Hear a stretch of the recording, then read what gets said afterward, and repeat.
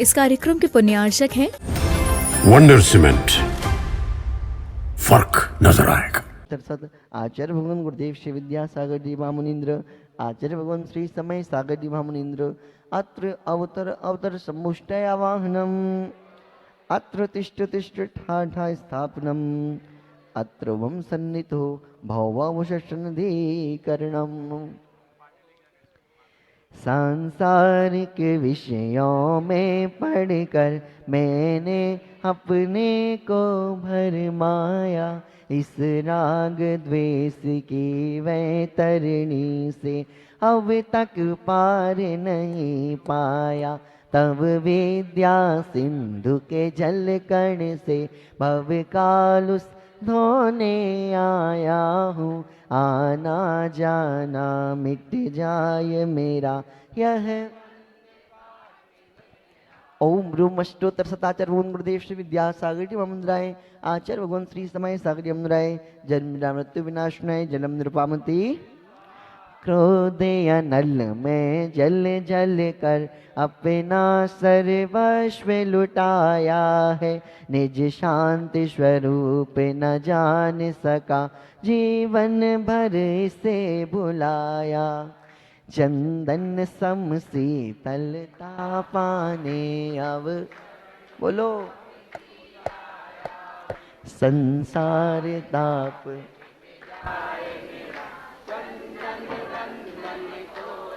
ओम room अष्टोत्तर शत आचार्य भगवान गुरुदेव श्री विद्यासागर राय, आचार्य भगवान श्री समय सागर राय, संसार ताप विनाशनय चंद्रम निर्वामति। जड़ को ना मैंने जड़ समझा, नहीं अक्षय निधि को पहचाना, अपने तो केवल सपने भ्रम और जगत का भटकाना। चरणों में अर्पित अक्षत है, अक्षय पद मुझको मिल जावे, तब ज्ञान अरुण की किरणों से यह हृदय कमल भी। ओम रूम अष्टोत्तर सद आचार्य भगवान गुरुदेव श्री विद्यासागर राय, आचार्य भगवान श्री समय सागर राय, अक्षय पद प्राप्त है अक्षता निर्वामति। इन विषय भोग की मदिरा पी मैं बना सदा से मतवाला, तृष्णा को तृप्त करे जितनी उतनी बढ़ती इच्छा ज्वाला। मैं काम भाव विध्वंस हेतु मन सुमन चढ़ाने आया हूँ, यह मदन विजेता बन ना सके यह भाव हृदय में। ओम रूम अष्टोत्तर शत आचार्य भगवान गुरुदेव श्री विद्यासागर राय, आचार्य भगवान श्री समय सागर राय, अखंड ब्रह्मचर्य प्राप्त है कामन पुष्पाणी निर्वामति। इस क्षुधा रोग की व्यथा कथा भव भव में कहता आया हूँ, अति भक्ष्य अभक्ष्य बके फिर भी मन तृप्त नहीं कर पाया। नैवेद्य समर्पित करके मैं तृष्णा की भूख मिटाऊंगा, अब और अधिक ना यह अंतर। ओम रूम अष्टोत्तर सदाचार्य भगवान गुरुदेव श्री विद्यासागर राय, आचार्य भगवान श्री समय सागर राय, सुधारोग विनाशनय नैवेद्यम निर्वामति। मोहांधकार से व्याकुल हो निज को नहीं मैंने पहचाना, मैं राग द्वेष में लिप्त रहा, इस हाथ रहा बस। यह दीप समर्पित है मुनिवर मेरा, तम दूर भगा देना, तुम ज्ञान दीप की बाती से मम अंतर। ओम रूम अष्टोत्तर शत आचार्य भगवान गुरुदेव श्री विद्यासागर राय, आचार्य भगवान श्री समय सागर राय, महामुहांधकार विनाशनाय सद्ज्ञान प्रकाशनाय दीपम निर्वामति।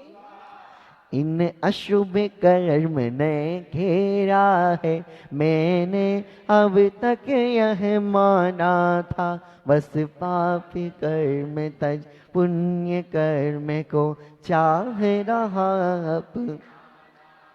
शुभ अशुभ कर्म सब रिपुदल है, मैं इन्हें जलाने आया हूँ।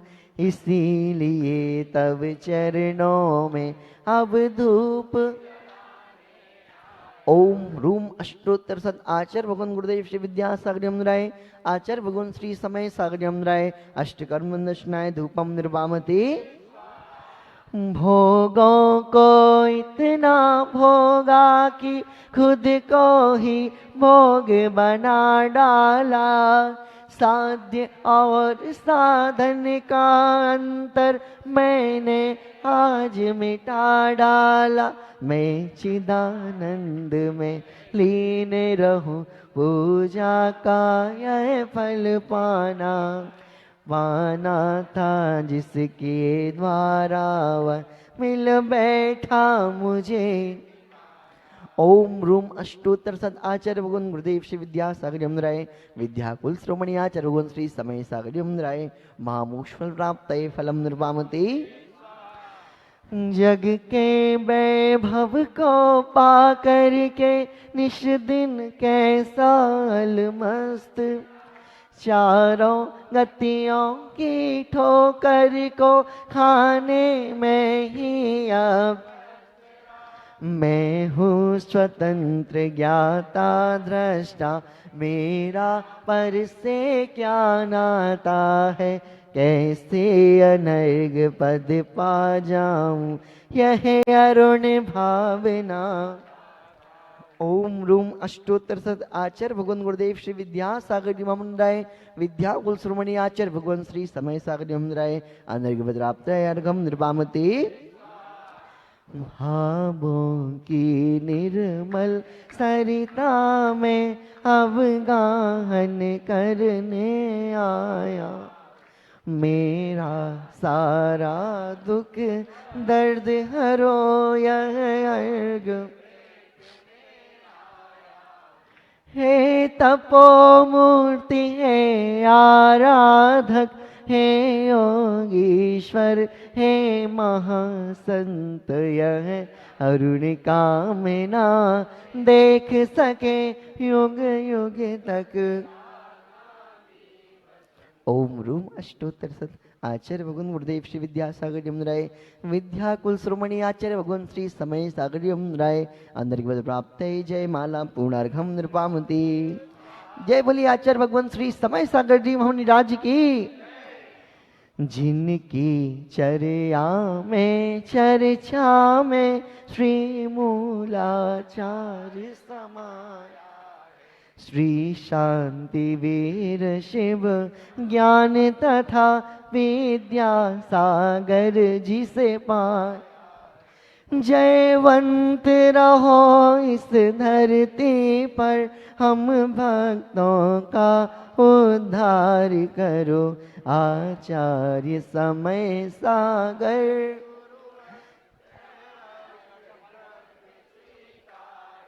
ओम रूम संत श्रोमणी आचार्य भगवान गुरुदेव श्री विद्यासागर मनस्तस्य विद्याकुल श्रोमणी आचार्य भगवान श्री समय सागर राय साक्षात विराजमान आपके पावन श्री चरणों में हम सभी का त्रैवार नमोस्तु नमोस्तु नमोस्तुते जल फलादि अर्घम निर्वामती। नमोस्तु भगवान नमोस्तु भगवान नमोस्तु भगवान। जय बोलिए आचार्य भगवान गुरुदेव श्री समय सागर जी महाराज की, समस्त आचार्य संघ की। सभी से निवेदन अपने स्थान पर बैठिएगा और अब सौभाग्य प्राप्त करेंगे। गुरुदेवा जिन वाणी की मधुर सुना दो तान। गुरुदेवा अब जिन वाणी की मधुर सुना दो। जय बोलिए आचार्य गुरुदेव श्री समय सागर जी महाराज की। चलिए अब मंच व्यवस्थित कीजिएगा, सभी अपने स्थान में बैठेंगे और अब समय है हम सभी के सौभाग्य को जागृत करने का। पुनः अपने भावों को जगाइएगा। अपने दोनों हाथों को जोड़ करके पूज्य आचार्य भगवान के श्री चरणों की ओर, हे भगवान नमोस्तु नमोस्तु नमोस्तु, आपकी मंगलमय देशना हम सभी को प्राप्त हो गए। नमोस्तु भगवान नमोस्तु भगवान नमोस्तु। ओम नमः सिद्धेभ्यः, ओम नमः सिद्धेभ्यः, ओम नमः सिद्धेभ्यः। नमस्ते वर्धमानाय निर्धूत कलिलात्मने, सालोकानां त्रिलोकानां यद विद्या दर्पणायते। अहिंसा परमो धर्म की, महावीर भगवान की प्रातः स्मरणे परम पूजाचार्य गुरुवर श्री विद्यासागर जी मुनि महाराज की जय। बोले साक्षात विराजमान आचार्य भगवान श्री क्षण समय सागर जी महाराज की, समस्त आचार्य संघ की। आश्रव और बंध ये संसार के लिए कारणभूत हैं, और संवर और निर्जरा ये मुक्ति के लिए साधन है। आश्रव अपने आप में स्वतंत्र तत्व नहीं है। आश्रव स्वतंत्र तत्व नहीं है, क्योंकि वह संयोगज भाव है। जीव और पुद्गल इन दोनों के द्वारा ही आश्रव और बंध होता रहता है, और यह अशुद्ध दशा में ही संभव है। पुद्गल द्रव्य जब शुद्ध दशा में परिणमन कर जाता है तो उसके निमित्त को लेकर के कभी भी बंद नहीं हो सकता। इसी प्रकार जीव तत्व जब शुद्ध रूप में परिणमन कर जाता है तो उसका पुद्गल के साथ संबंध संभव नहीं है। इसी से स्पष्ट है, जीव और पुद्गल इन दोनों के मेल से ही संसार का निर्माण होता है, और उसके लिए संवर और अपने आश्रव और बंध कारण है। तो निरंतर आश्रव होता है। आश्रव का अर्थ क्या है? शाब्दिक अर्थ तो श्राव के अर्थ में आता है, किंतु सिद्धांत में कर्मों के साथ इसका संबंध जोड़ा है, तो वहाँ पर श्राव का अर्थ और कोई श्राव नहीं है, परिणमन के रूप में लिया है। कर्म वर्गणाएं उन्हें बोलते हैं जिनमें कर्मरूप परिणमन करने की योग्यता विद्यमान रहती है उपादान की दृष्टि से, किंतु वो वर्गणाएं तब तक कर्म के रूप में परिणत नहीं होती जब तक कि रागादिक भावों का निमित्त नहीं मिलता है।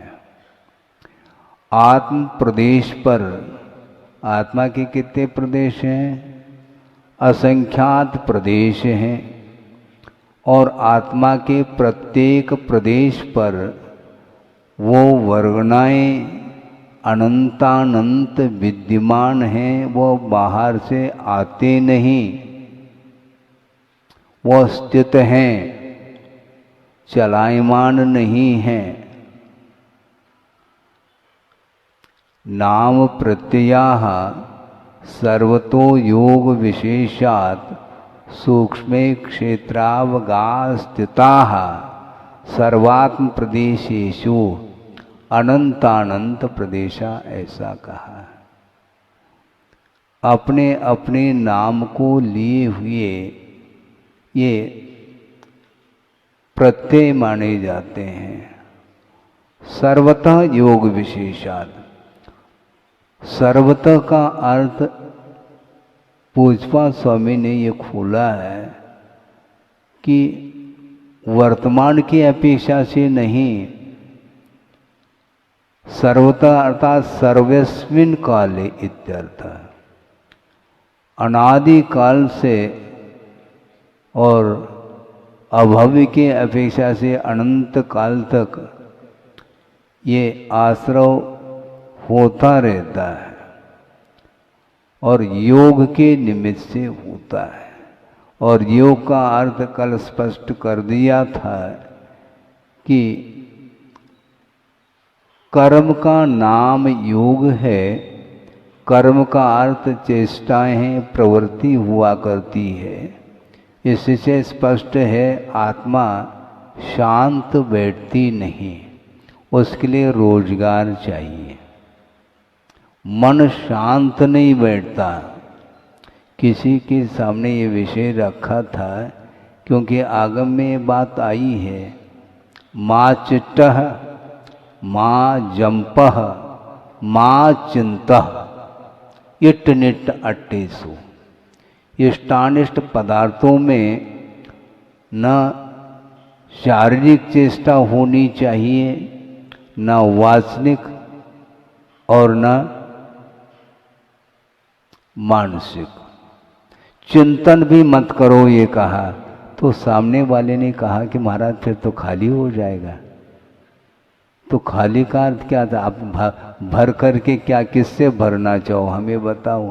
क्योंकि चिंतन से भी ऊपर उठाना चाह रहे हैं, क्योंकि उसमें भी मन प्रवृत्ति है। और चिंतन का अर्थ ध्यान नहीं, ये ध्यान रखना है। चिंतन अलग वस्तु है और ध्यान अलग वस्तु है। चिंतन में परिवर्तन होता रहता है, जिसको अनुप्रेक्षा कह सकते हैं।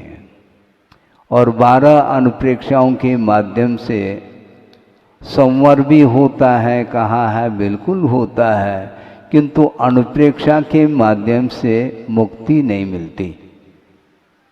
मुक्ति किससे मिलती है? अनुप्रेक्षा के माध्यम से मिलती है महाराज। हाँ ठीक है, परंपरा से मिल जाएगी। साक्षात यदि मोक्ष को प्राप्त करना चाहो अथवा केवल ज्ञान को उपलब्ध करना चाहो तो ध्यान का आलम्बन लेना अनिवार्य सिद्ध होता है। इसलिए जो एकाग्र मना हो जाता है, अंतर्मूर्त के लिए उसका मन का निरोध हो जाता है, तो शुद्धोपयोग की अवस्था बनती है। उसके माध्यम से वह मोहनी कर्म का क्षय कर पाता है। मोहनी कर्म के क्षय के लिए ये सॉलिड साधन है, ये हल्का फुल्का नहीं है। ध्यान को गुरुदेव ने कहा था ये गरिष्ठ है। गरिष्ठ जो है, भोजन सबको डाइजेस्ट नहीं हो सकता, पच नहीं सकता। जिसकी आंतें कमज़ोर हो चुकी है, जिसका लीवर भी कमज़ोर हो चुका है, तो उसके लिए खोवा, मावा और ये मिठाई ये सब गरिष्ठ है, वो पचा नहीं सकता। उसी प्रकार दूध को तो पचा सकते हैं। मान लो किसी के अंदर दूध को पचाने की भी क्षमता कम हो रही है, तो क्या मिलाना? पानी, घी नहीं मिलाना है। नहीं तो दूध में, कई लोग दूध में घी मिला करके 1 आध चम्मच मिला करके देने का प्रयास करते हैं। हमने सोचा ये क्या दे रहे हैं आप महाराज? ये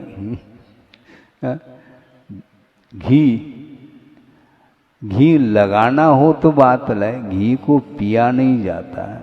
घी का सेवन जो होता है वह किसी पदार्थ में मिला करके लिया जाता है। अब दूध पीना चाहो और उसमें घी नहीं, क्योंकि घी गरिष्ठ हुआ करता है।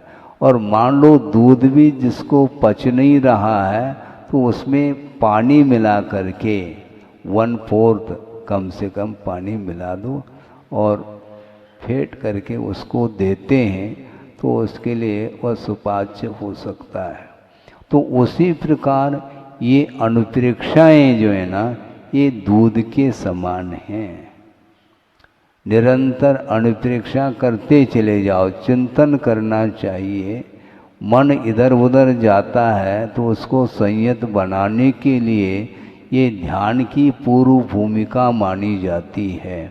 गुरुदेव का बार बार ये कहना रहा कि सामायिक में बैठने के पूर्व में कम से कम 15-20 मिनट ये 12 भावना का चिंतन करते हुए अथवा पाठ आदि करके अपने मन को स्वच्छ बना लेना चाहिए। फिर बाद में वह ध्यान लग सकता है। एकदम जो है एकाग्र चिंता निर्दो नहीं होता, वो एकाग्र एकदम नहीं हो सकता। इसलिए अनुप्रेक्षा का सहारा लो, ऐसा कहा है। तो इसलिए कर्म का जो आश्रव निरंतर जो हो रहा है उसको रोकना चाहो तो सर्वप्रथम अनुप्रेक्षा का आलम्बन लेना चाहिए। ध्यान नहीं लगता, मन नहीं लगता, कोई बाधा नहीं। अनुप्रेक्षा में परिवर्तन है और परिवर्तन इष्ट है संसारी प्राणी को। वो एक में टिकना पसंद नहीं करता, एक क्षण भी वह टिकना पसंद नहीं करता, चेंज होना चाहिए। उसका मन नहीं लगता, भारी समस्या है। मान लो आप पूजन भी कर रहे हैं और पूजन में मान लो अष्टमंगल द्रव्य के द्वारा पूजन करना है और पूजन में पंक्तियां पढ़ते हैं आप लोग, लेकिन उसमें भी चेंज करते हुए पंक्ति को बोलते हैं। क्यों? उसमें लय को परिवर्तित करने से पता नहीं मन में कौन सा फ्रेशनेस आता है, वो चेंज करके पढ़ लेता है। कई बार हमने सुना है कि आहार पूर्ण होने के उपरांत जब बैठ जाते हैं तो उसमें आप लोग कितने भजन बोलते हैं हमें ज्ञात नहीं है, अनगिनत बोलते हैं। एक एक दो दो लाइन में आपके भजन होते रहते हैं और चेंज होता रहता है। वो क्लिप जिसको बोलते हैं, हाँ, क्यों इसी को बोलते हैं मन एक में स्थिर नहीं होता। श्लोक एक वसंतिल का है, मान लो वो 48 काव्य है भक्तांबर के, एक ही लय में बोला जा सकता है, लेकिन भिन्न भिन्न लय के माध्यम से उसको पाठ करते हैं। तो इसका अर्थ उसका मन भक्तांबर में नहीं लग रहा है, उस छंद में जो लय है उस लय में विलय अपने आप को कर रहा है, लय में लीन हो रहा है। भक्तामर में लीन होना चाहिए। महाराज ये आपका विषय, हम तो इसके बिना नहीं बन सकता। कोई बाधा नहीं, आप करिएगा, किंतु कम से कम जो रागवर्तक जो गीत संगीत है उससे बच कर के कम से कम भक्तांबर है, सहस्रनाम है, कल्याण मंदिर है आदि जितने भी स्तुतिपरक ग्रंथ हैं, स्वयंभू स्तोत्र हैं, इनका अच्छे ढंग से आप पाठ कर लो। संगीत के साथ भी करना चाहो तो आशीर्वाद अपना रहेगा। हाँ, क्योंकि आपकी भूमिका है, किंतु सबके लिए नहीं। जिसकी भूमिका इससे ऊपर उठ चुकी है उसके लिए इस प्रकार का लयात्मक तरीके से वह पाठ आदि नहीं करते हैं, क्योंकि वो इससे लय इत्यादि से उसका उपयोग आकर्षित नहीं होता। उसकी दृष्टि भावों की ओर जाती है और भावों की निर्मल सरिता में बोल तो रहे हैं और उसमें भी लयबद्ध तरीके से ही बोला जा रहा है। तो भावों की निर्मलता के लिए लय की कोई आवश्यकता नहीं, क्योंकि शब्द प्रत्यय अलग है, अर्थ प्रत्यय अलग है और ज्ञान प्रत्यय अथवा भाव प्रत्यय अलग है। शब्द से अर्थ की ओर गति होती है और अर्थ समझ में आने के उपरांत उसको आत्मसात किया जाता है, भावों की ओर गति होती है, उसके माध्यम से आगे का कार्य होता है? बिना ज्ञान के, बिना सम्यक ज्ञान के, बिना सम्यक दर्शन के अथवा बिना आस्था के संवर संभव नहीं। हम संवर अर्थात कर्म के आश्रव को रोकना तो चाहते हैं, किंतु रोकने के लिए जो साधन बताए गए हैं उनसे हम दूर होते चले जाते हैं। संवर के कारणों को अपनाने का पुरुषार्थ करिएगा। इसलिए ये अनुप्रेक्षा बहुत, इसको आचार्यों ने ये कहा है, भवीय जनानंद जननी, वो ऐसा कहा। भव्य जीवों को आनंद उत्पन्न करने के लिए ये जो अनुप्रेक्षाएं हैं जननी के समान हैं, ऐसा कहा है। माँ के समान है। माँ के गोद में जो शिशु है वह आनंद का अनुभव करता है, सुख का अनुभव करता है, निश्चिंतता का अनुभव करके वह सो जाता है। ये सारा सारा उसे जो आनंद मिल रहा है वह माँ के गोद में मिल रहा है। इसी प्रकार ये भवी जनानंद जननी, वो भव्य जीव रूप जीव के लिए आनंद उत्पन्न कराने में ये अनुप्रेक्षाएं माँ के समान, जननी के समान कहा है। इसलिए निरंतर आप 12 भावना भाइएगा, 1200 नहीं, 12 भावना को छोड़ करके अन्य जितने भी सांसारिक बातें उसमें वह टिक जाता है, इसलिए वह आश्रव से नहीं बच पाता। और प्रति समय किसी न किसी निमित्त को लेकर के परिणाम उत्पन्न होते रहते हैं और उसके माध्यम से वो वर्गणाएं आत्म प्रदेश पर अवस्थित हैं, जिनको विसर्षोपचय की संज्ञा दी है, अर्थात वह अभी कर्म के रूप में परिणत हुई नहीं, किंतु मटेरियल है वो, और उसके लिए आत्मा का जो भाव है रागादिक भाव, उसका संयोग मिल जाता है, तो वह कर्म के रूप में परिणत होकर के सागरोपम आयु तक कोड़ा कोड़ी, हाँ, ये एक समय में बंधा हुआ जो कर्म है वह कितने भव तक वह फल देता है, थोड़ा अध्ययन करिएगा। हाँ, एक क्षण के लिए मान लो किसी ने पाप में परिणाम कर लिया और तीव्र संक्लेश परिणाम के साथ यदि वह मिथ्यात्व का बंध किया है, जिसकी स्थिति पड़ी है 70 कोड़ा कोड़ी सागर, आंग में जाएंगे। और एक क्षण के लिए अभी एट प्रेजेंट, अभी वर्तमान में परिणाम किया है और वह बंध को प्राप्त हुआ है, वह बंधता हुआ कर्म दिखाई नहीं पड़ता, लेकिन बाद में फल देखने में आता है, और फल के माध्यम से ही उस कर्म का अनुमान किया जाता है कि कार्मिक शक्ति अद्भुत है, जिसके माध्यम से वह भवांतर तक ले जा रहा है कर्म फल देने के लिए। तो इसीलिए ये क्षण के लिए तो किया है महाराज, हैं, ये क्षण के लिए किया है, तो उसको दूर करना बहुत कठिन काम है।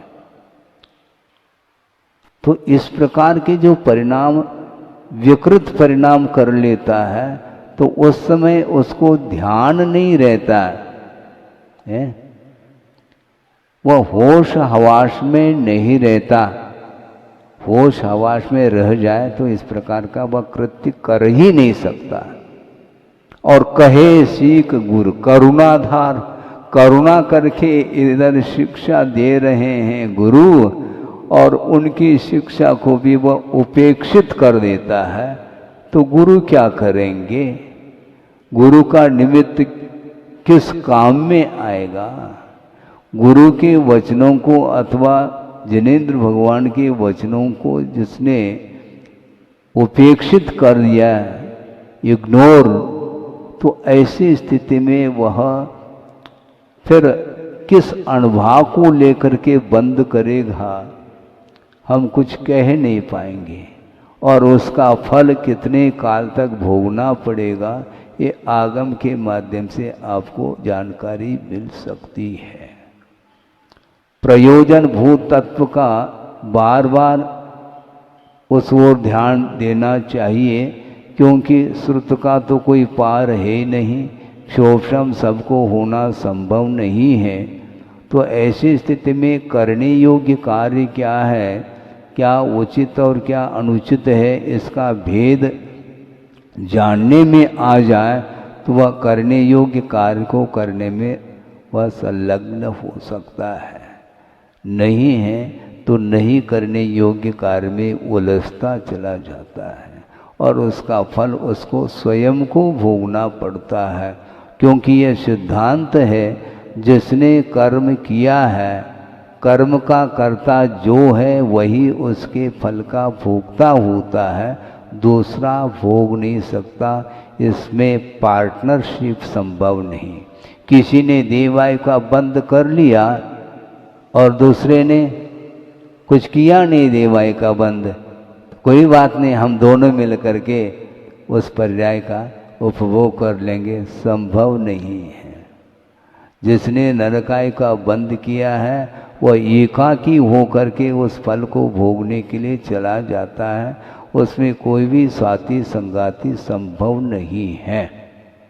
मान लो किसी को रोग हो गया, वेदना हो रही है, किंतु उस वेदना को बांटने के लिए कोई साधन है क्या? है?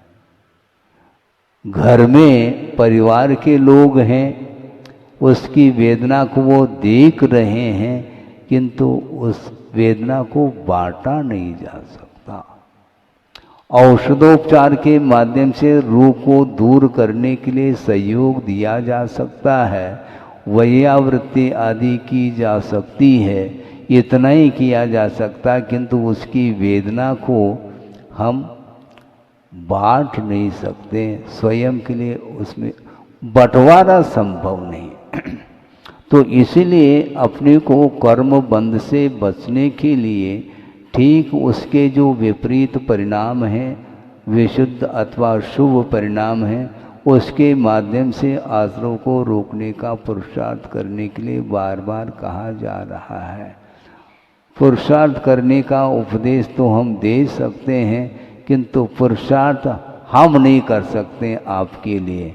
उपदेश देने के अपेक्षा से पुरुषार्थ हम जरूर कर रहे हैं, और उस उपदेश के माध्यम से हम अपने आश्रव को भी रोक रहे हैं, किंतु आपके आश्रव को हम रोक नहीं पाएंगे, क्योंकि हम बहिरंग ठहरे। इस उपदेश के माध्यम से अपने भीतर विशुद्धि बढ़ रही है, किंतु आपकी विशुद्धि जो बढ़ेगी उसमें आपका निजी पुरुषार्थ अपेक्षित है। हाँ, ये सत्य है, इसमें कोई भी समझौता कंप्रोमाइज संभव नहीं। तो इसलिए कहाँ तक कह सकते हैं गुरु, जहाँ तक सीमा है वहाँ तक कह सकते हैं। मान लो कोई दूर बैठा है, गुरु कहीं है और शिष्य किसी क्षेत्र में है, और आज्ञा से ही उस शिष्य को भेज दिया गया है। अब गुरु किसी क्षेत्र में और शिष्य किसी क्षेत्र में दूरी बहुत है, किंतु क्षेत्र की दूरी हो सकती है, किंतु भावों की जो दूरी वह नहीं। तौ पादौ मम हृदये मम हृदयम तौ पदद्वये लीनम तिष्ठतु तावत यावन निर्वाण सम।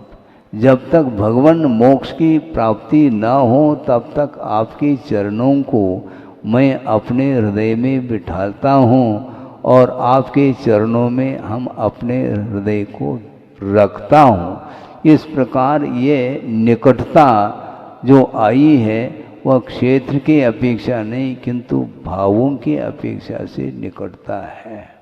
इसलिए गुरु और शिष्य का जो संबंध है वह क्षेत्र संबंधी संबंध नहीं, किंतु वह आस्था का संबंध है।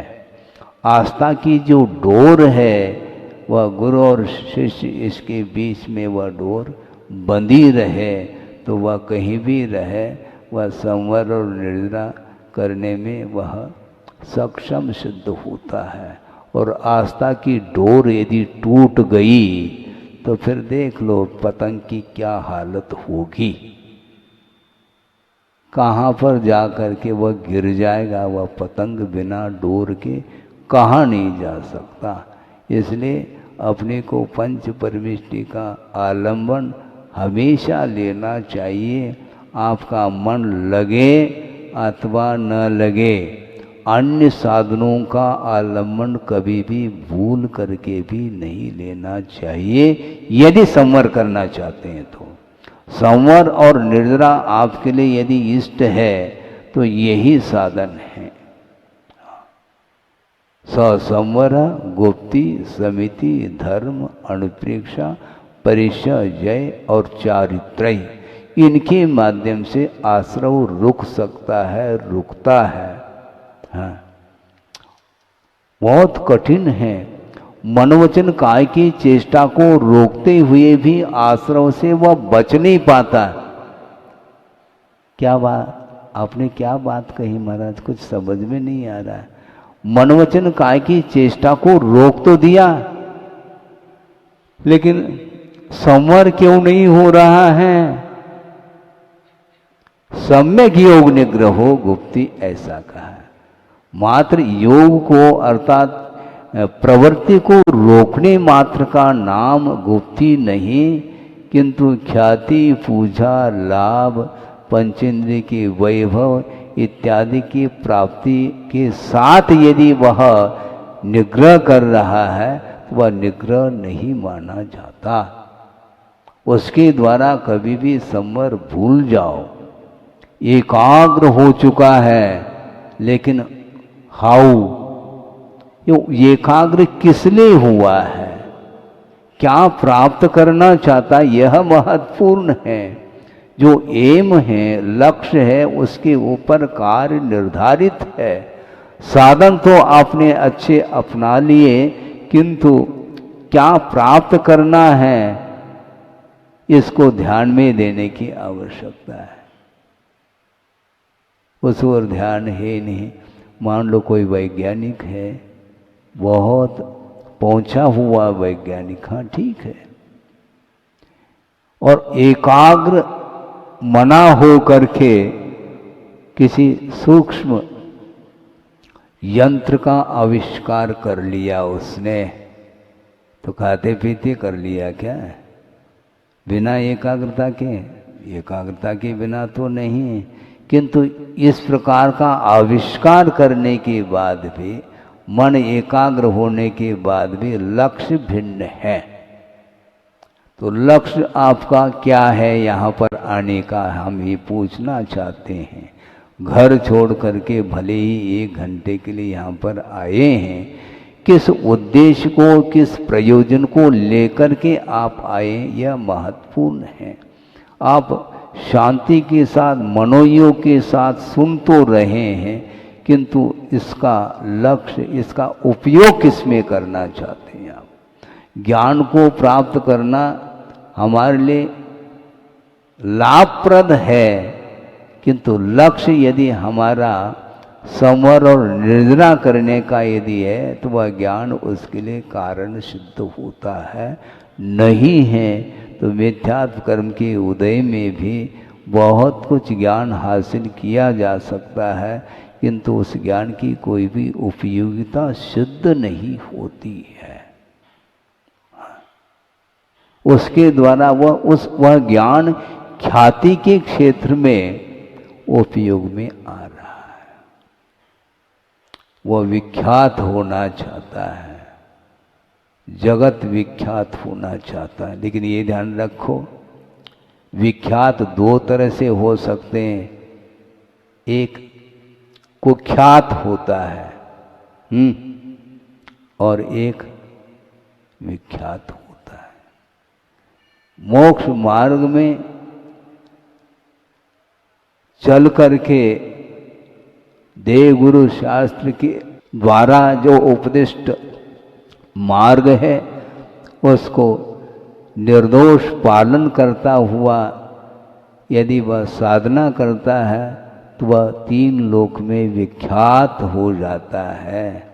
और उससे यदि हट करके अपने आप के नाम को कमाने के लिए यदि जीवन को गमा देता है तो वह कुख्यात हो जाएगा। रावण की भी ख्याति अभी तक है, किंतु है हाँ, रावण कलंकित हुआ है और राम कलंकित नहीं हुए। हाँ, राम तो राम है, वो राम ने तो कमाल कर दिया। अपने आत्म तत्व को उसने शरीर से पृथक कर दिया और अनंत काल के लिए सुविख्यात हो चुके हैं। प्रत्येक आबाल वृद्ध राम का नाम लेना पसंद करता है, किंतु एक क्षण के लिए भी रावण का नाम लेना कोई पसंद नहीं करते, क्योंकि उसने अहित किया है स्वयं के लिए भी, स्वयं का भी अहित हुआ पाप के द्वारा, और उसका सहारा लेने वाले जो भी होंगे वो भी हित नहीं कर पाए। इसलिए वस्तुतः हमें लक्ष्य को क्या करना है, लक्ष्य बांधो। कौन सा लक्ष्य है? घर जाने का? घर जाने का मन नहीं करता, ऐसे कोई भजन बोलते हैं। और भेज कौन रहा है आपको? हा? आपका मन नहीं करता है, किसी से मत कहना है और सबके बीच में कह रहे हैं। अब बताओ किसी से मत कहना गुरुवर। एक दिल की बात सुनाते हैं और सबके बीच में सुना रहे हो और किसी को कहना भी नहीं कह रहे। ये बात क्या है? इसी का नाम भजन है, बोलते चले जाते हैं। वो वस्तुतः अपना जो लक्ष्य है वह बिल्कुल समीचीन होना चाहिए। पंच परमेष्ठी हमारे लिए आदर्श हैं, किंतु हमारा लक्ष्य भी आदर्शमय होना चाहिए। तब कहीं जा कर के उस लक्ष्य तक हम पहुंच पाएंगे। नहीं है तो परिभ्रमण फिर छूटेगा नहीं। प्रति समय जो आश्रव हो रहा है रागादिक भावों के द्वारा, उसको रोकना खेल नहीं। खेल नहीं होते हुए भी निरंतर यदि सत प्रयास करते हैं तो निश्चित रूप से उसमें सफलता मिलती है। यह विश्वास का विषय है। इसी को सम्यक दर्शन आस्था बोलते हैं। इसलिए कभी भी आचार्य थकते नहीं, कर्तव्य निष्ठ होकर के आत्म साधना करते हुए जो साधना करना चाहता है, जो आत्महित करना चाहता है, उसके लिए समय निकाल करके उसके लिए सहयोग देते ही रहते हैं। इसके उपरांत भी यदि सामने वाला वो जागृत नहीं होता है तो हम कर क्या सकते हैं? जगा सकते हैं, लेकिन जागना नहीं चाहता है तो जगाया नहीं जा सकता। प्रयास कर सकते हैं। इसी को अपाय विचय धर्म ध्यान बोला है। दूसरे के कल्याण की भावना रखता है जो वह अपाय विचय धर्म ध्यान कर रहा है। इससे ज़्यादा नहीं कर सकते हम। ज़्यादा क्या करना? क्योंकि आपको पास होना है, पेपर आपको लिखना है। टीचर का कर्तव्य इतना ही होता है कि वह साल भर उस छात्र को अच्छे लगन के साथ अच्छे ढंग से उसको पढ़ा सकता है, इतना ही कार्य है उस टीचर का। और पेपर लिख करके दे दो, गलत बात है। पेपर तुम्हें लिखना है, लिखना हो तो लिखो, नहीं लिखना तो तुम जानो। लिख कर के दिया नहीं जा सकता, पढ़ाया जा सकता है। और लिखते समय स्वयं को लिखना है और कॉपी नहीं करना है? क्या बोलते? हाँ, नकल। और क्या कह रहे थे कोई शब्द? चीटिंग। हाँ, चीटिंग करोगे तो फिर इचिंग होगा, फिर वो खुजली होगी, वो बुरी तरह से। चीटिंग क्यों करते हो? प्रतिदिन सीटिंग करो, प्रतिदिन बैठ करके उपस्थिति दर्ज करके अच्छे मनोयोग के साथ पढ़ो, फिर बाद में अपने आप ही वह ज्ञान काम करता चला जाएगा। इसलिए जो चाहता है उसको पिलाया जा सकता है। जबरदस्ती करेंगे तो निश्चित रूप से वह उल्टी होगी। छोटा बालक है और वह दूध पीना नहीं चाहता है, और माँ यदि जबरदस्ती करके उसके नाक पकड़ करके यदि वह पिलाएगी तो पी तो लेगा, बाद में बस उल्टी हो जाएगी। उसी प्रकार हम उपदेश दे सकते हैं। यदि आपको ग्रहण करना इष्ट नहीं है तो आपका विषय है, एज यू लाइक। आपकी मर्जी, हमारी कोई अर्जी नहीं है। आपके स्वयं की इच्छा नहीं तो मैं कहाँ तक जबरदस्ती करूं? आग्रह संभव नहीं। जो चाहता है उसको आग्रह करने की आवश्यकता ही नहीं है। हाँ। कभी कभी वो चाह तो रहा है इसलिए संकोच कर रहा है, मान लो, तो थोड़े बहुत आग्रह कर लो। ये एक व्यवहार है, ले लो और ले लो, ऐसा।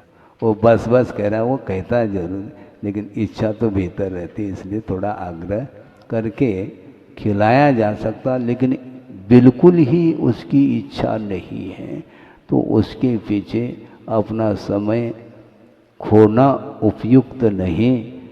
9 बज गया है, चल क्या रहा है? आश्रव वह रुकेगा नहीं, उपदेश रुक सकता है। उपदेश समय पर बंद हो सकता है, लेकिन आश्रव की धारा जो है वो बिल्कुल 144 धारा है, बहुत कठिन है, वो रुकता ही नहीं चाहते हुए भी वह आश्रव होता रहता है। इसलिए आश्रव को रोकना चाहो तो कम से कम पापाश्रव को पहले रोको, फिर बाद में जो पुण्य का आश्रव हो रहा है वह बाद में रुकेगा। वह न भी रुके तो हमें कोई हानि नहीं है, क्योंकि कुछ ऐसे साथ से पुण्य का आश्रव जो कि हमारे लिए मोक्ष मार्ग में वो बाधक नहीं है। तीर्थंकर प्रकृति का आश्रव है, उच्च गोत्र का आश्रव है? ये क्या है? ये अपने लिए बाधक नहीं है। बाधक क्या है? जो साधक नहीं वह बाधक है। हाँ। जो साधक नहीं है वह बाधक ही है। इसलिए बाधक कारण की अनुपस्थिति, साधक कारण की उपस्थिति, फिर कार्य की निष्पत्ति, उसके बिना कोई भी कार्य संभव ही नहीं। साधक कारण बता दो महाराज। हम साधक कारण बाद में बताएंगे, पहले हाथ में जो बाधक कारण ले रखा है उसको छोड़ दो। पहले का प्रसंग 2 मिनट में रख रहा हूँ, बाल्यकाल का, उसको लेकर के आप बहुत जल्दी, महाराज यही तो सुनना चाहते हैं हम चाव से। बाल्य अवस्था में बच्चे इमली तोड़ते हैं और जेब भर करके रखते हैं। अब क्या करेंगे? दोनों जेब भर करके घर पहुंचा है और मालूम पड़ गया दोनों जेब इमली से भरे हुए हैं। अब वो कहेंगे देखो बेटा, तुम इमली खाओगे तो तुम्हें बुखार आएगा। और दोनों जेब को खाली करवाना है तो कर नहीं रहा है, भाग जाएगा वो, तो कैसे करेंगे वो? कुछ नहीं, उसको दिखाया गोल गोल लड्डू दिखाया है मान लो, और उसके लालच में आकर के दोनों जेब खाली कर देता है वो। मतलब इस प्रकार उसको अहित से बचाने का जो तरीका है, ये तरीका है। उसी प्रकार आप लोग पापाश्रव से यदि बचना चाहो, बच नहीं पा रहे हैं, तो कम से कम हम प्रलोभन दे सकते हैं, षोडश कारण भावना भाव, जिसके माध्यम से तीर्थंकर प्रकृति का आश्रय हो जाए तो निहाल हो जाओगे। हैं? ये जो ना पापाश्रव को रोकने का एक तरीका है, इमली से छुड़ाना है और बीमारी से बचाना है, तो उसके लिए लड्डू दिखाते हैं। भले भले दे अथवा न दे लड्डू, लेकिन वो भी बहुत आगे कर रहे थे, जब तक नहीं दोगे हाथ में तब तक हम जेब खाली नहीं करेंगे। ये उसका हट है, ये बाल हट माना जाता, कोई बाधा नहीं, दे देते, क्योंकि उसको अहित से बचाना है। इसलिए संसार से बचाने के लिए थोड़े बहुत आपके लिए मिठाई का लोभ तो देना तो पड़ेगा, पक्की बात है। उसके बिना संसार से वह ऊपर उठ नहीं पाएगा। इसलिए पहले पापाश्रम से आपको छुड़ाना चाहते हैं तो आप अनुप्रेक्षा करिए, और उसके माध्यम से अच्छे अच्छे सासे पुण्य का संचय हो सकता है, और वो साक्षात आगे बढ़ने के लिए, मोक्ष के लिए वह वरदान सिद्ध होता है। इसलिए एकांत रूप से आश्रव हमारे लिए बाधक नहीं, किंतु पापाश्रव बाधक है, और पुण्य का आश्रव हमारे लिए वो उपयोगी सिद्ध होता है। किंतु पुण्य मोक्ष मार्ग में उपयोगी तो है, किंतु उसका जो फल है वह हमारे लिए मोक्ष मार्ग में उपयोगी नहीं है। इसको और समझने की आवश्यकता है। देव गुरु शास्त्र के आराधना आप लोग करते हो, उसके माध्यम से अच्छे क्वालिटी का पुण्य का संचय आपको हो सकता है, होता है, किंतु जब उदय में आता है तो उसके फल को भोगना नहीं चाहिए, क्योंकि फल को जो भोगता है वह निश्चित रूप से पाप का अर्जन और कर लेता है, क्योंकि बिना राग के उन विषयों को भोगा नहीं जाता। इसलिए राग के साथ, आसक्ति के साथ, गृद्धता के साथ यदि विषयों का उपभोग करता है तो पुनः उसका पतन निश्चित है। इसलिए उत्थान करने के लिए, आत्मोत्थान के लिए पाप हमारे लिए अभिशाप शुद्ध होता है और पुण्य हमारे लिए वरदान शुद्ध होता है। इस प्रकार ये आज के वक्तव्य का सार है। अहिंसा परमो धर्म की जय। बोधि समाधि परिणाम शुद्धि स्वात्मोपलब्धि शिव शोक सिद्धि चिंतामणिम चिंतित वस्तुदाने वाम बंद मानस्य ममास्तु देवी। परम पूजा आचार्य गुरुवर श्री विद्यासागर जी मुनि महाराज जी। इस कार्यक्रम के पुण्यार्चक थे वंडर सीमेंट, फर्क नजर आएगा।